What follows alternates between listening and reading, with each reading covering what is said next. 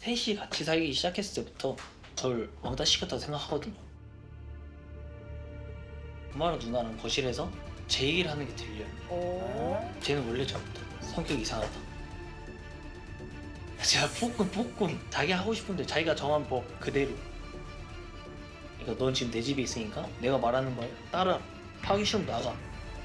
시험을 보고 그걸 떨어지고 좀 힘든데 얘기할 데가 없잖아요. 진짜 조그마한 힘든 걸 얘기를 해도 뭐 들어주질 않는데 대화가 통하다 싶다가도 마무리는 이제 항상 서로를 이해를 못하니까 이게 너무 답답한 거예요.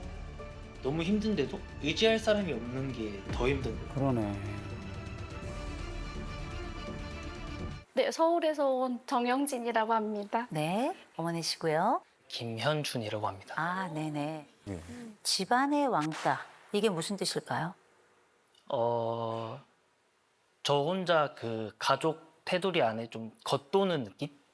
그러니까 저 혼자만 의지할 데가 없는 것처럼 느껴질 때가 많아서 네. 왜냐면 이제 어머니랑 누나랑은 이제 서로 의지를 하고 이렇게 대화가 잘 통하는 것처럼 보이는데 저는 이제 제 고민이나 힘든 일 이런 거나 뭐 기쁜 일이든 그런 거를 좀 가족한테 말하고 싶은데 네.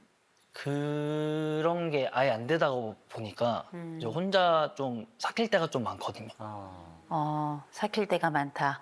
엄마하고 누나는 서로 공유하는 아주 친밀한 대화가 있는데 나는 내 어머니하고도 내 누나하고도 그렇게 친밀한 관계로 느껴지지 않고 그래서 나는 외롭다. 이 말씀을 지금 하시는 거죠. 그러면 평소에도 엄마가 누나한테 개인적으로 연락하고 나에게는 연락하지 않고 혹시 이런 일종의 차별과도 같은 현상 같은 게 있나요?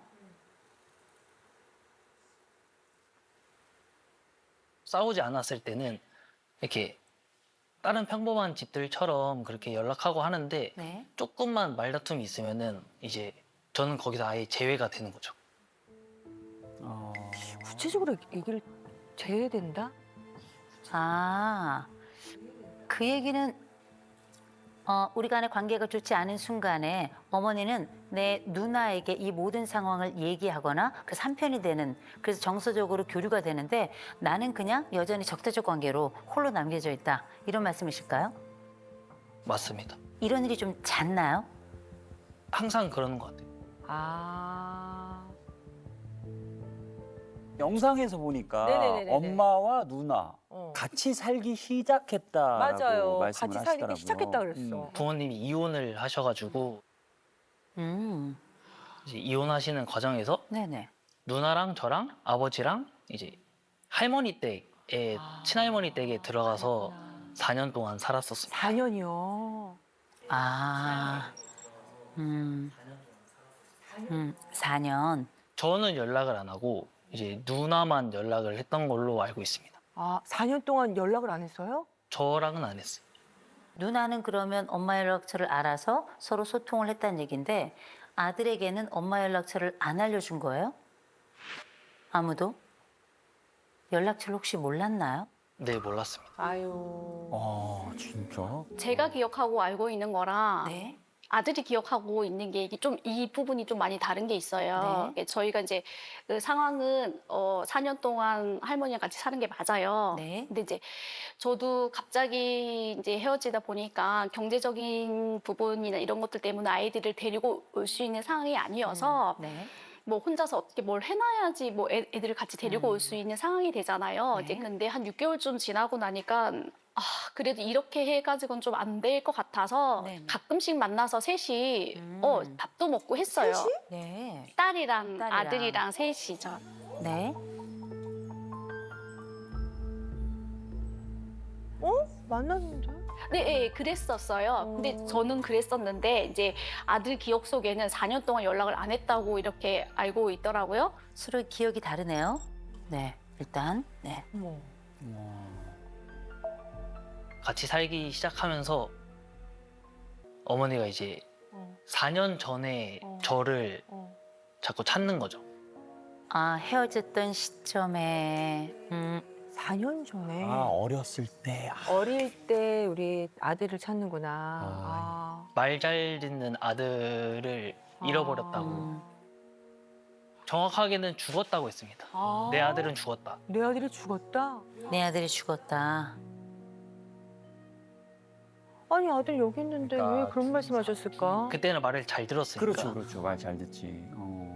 엄마는 엄마의 마지막 기억으로 아들을 찾고 있었네요. 아, 제가 중학교 때 네.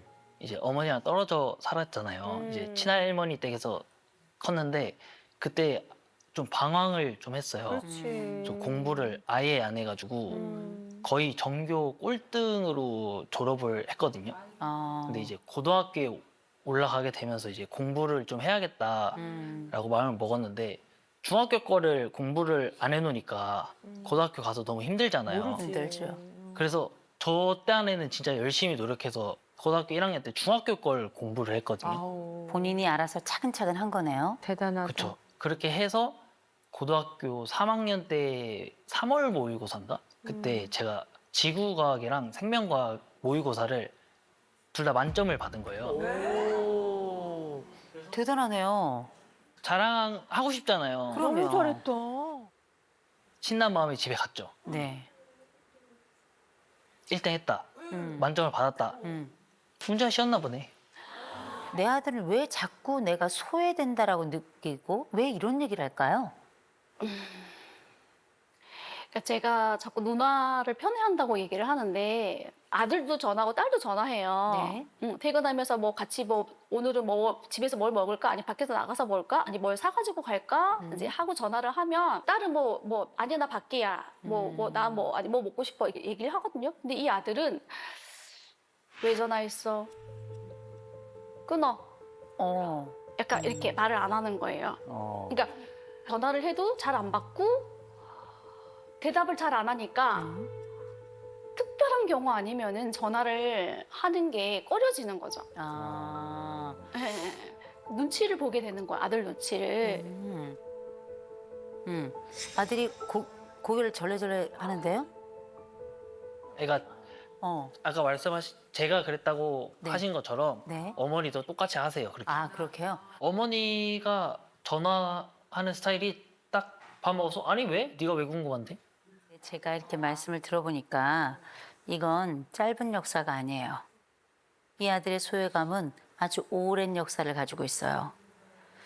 성장하는 과정에 나도 모르게 부모는 이혼을 했고 나는 통보받은 적이 없어요. 적어도 아들의 기억에 있어서는 연락 한 번 없는 내 어머니를 그냥 마냥 기다릴 수밖에 없었고 이때도 누나는 아무래도 엄마랑 소통을 하는 것 같고 나는 그때부터 마치 외톨이처럼 너무 간절한데 너무 그리운데 불만은 많지만 이걸 얘기하면 우리 관계가 혹시 또 떨어질까 봐 이렇게 늘 남겨져 있고 혹시 이 집단에서 떨어질 것 같은 이 경험 우리는 유기 경험이라고 불러요. 버려지는 경험이다 이렇게 이야기하는데 왜 떨어져 있던 그 아들을 여전히 찾으면서 떨어져 있던 그 어린 아들을 위로할 생각은 안 해요. 이 아들은 계속 마음속에 엄마에게 붙어 있고 싶은데 한 번도 붙은 느낌이 없어요. 엄마는 늘 한 걸음 떨어져 있는 느낌. 근데 누나는 늘 다 있는 느낌. 이게 지금 이 아들의 상황인 것 같아요.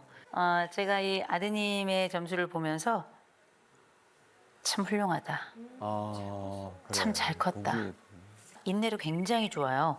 84점이에요. 사회적 민감성이 지금 89점이에요. 연대감이 94점이에요. 자율성이 97점이에요. 내 의지를 가지고 쭉 나가는 거예요. 그러니까 중학교 1학년 거부터 시작해서 고등학교 학습을 따라가기 위한 자기 주도성을 가지고 일을 한 거예요. 굉장히 고집도 있고요. 또 주체적입니다. 저는 이 청년 잘 될 거라고 생각해요. 그런데다가 우리 어머니는 사회적 민감성이 좀 낮아요. 낮아서 다른 사람 마음을 그닥 그렇게 잘 읽진 않아요. 아들 막. 고개가 막 인형 같아요. 그죠? 오히려 마음 안쪽이 따뜻함이 많은 아들이에요. 아들은 훨씬 더 감성적이고 다른 사람의 마음을 잘 읽는데 엄마는 그렇지 않아. 일중심이란 말이에요. 그래서 어떻게 전체 만점이 아니야? 두 과목만 만점이야? 문제가 쉬웠나 보지. 약간 이런 느낌이거든요. 더 뜨거운 정서와 공감을 원했던 아들에게는 이 엄마의 말이 얼음처럼 차가웠을 거예요. 이 엄마 자율성 94점이에요. 이야. 94점. 아들 97점이었죠. 이 두 사람이 엄청난 자율성을 가지고 있죠. 이게 뭔지 아세요? 멋대로 하는 두 사람이 나란히 가는 거예요. 아, 계속 여기 그냥 서 있어. 둘 다 자율성이 엄청나게 높아요. 그래서 만나는 지점이 좀 적은 거예요. 연대감, 아들이 아까 94점이죠. 이 엄마 98점이에요. 와. 그래서 이 가족은 안 헤어져요. 단단하게 지켜요. 우리는 더 이상 분리되지 않을 것이다. 아들이 가지고 있는 이 분리 트라우마. 제가 말씀드릴게요. 엄마는 이 가정을 버리지 않아요. 이 아들을, 이 딸을 버리지 않아요. 먼저 두 가지식으로 얘기해서 오해를 최소화하고 내가 하고 싶은 욕구를 먼저 말하고 이유를 설명하는 게 좋아요. 마음에 있지만 드러내지 않는 그 이야기를 이 방식으로 가면 좋겠다라는 말씀을 좀 드립니다. 이 가족 너무 괜찮은 가족인데 너무 열심히 살아온 가족인데 기억이 엇갈리는데 사실은 중요하지 않아요. 새로운 기억을 우리 머릿속에 다시 장착했으면 좋겠어요. 우린 그걸 사랑이라고 불러요. 어머니께 여쭙겠습니다. 어머니 한 고집 하시죠? 네. 그죠? 그래서 아들에게 미안하단 말도 안 했을 거예요.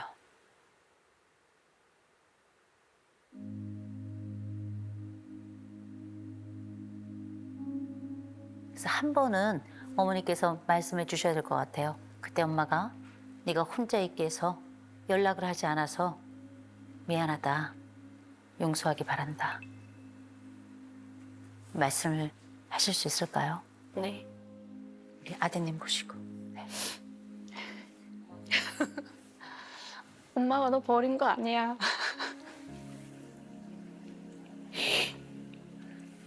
미안해. 어떻게든 데리러 오려고 노력하고 있었어.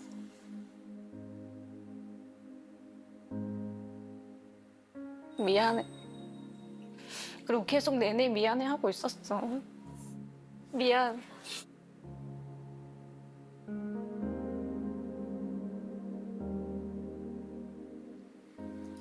이렇게라도 사과해줘서 고마워. 그래서 지금 마음은 어때요? 조금 편해요. 지금 편해요. 제가 우리 아드님께 좀 부탁을 드려야 될 것 같아요. 이 여자를 좀 봐주셨으면 좋겠습니다. 이 작은 몸으로 여기까지 왔어요.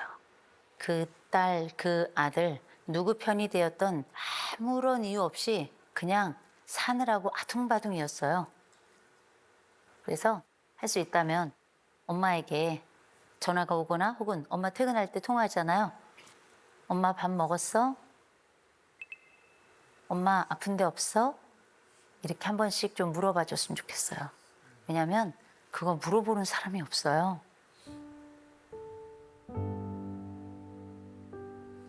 서로의 마음을 전하는 대화로 이어지지 않을까 싶습니다. 네.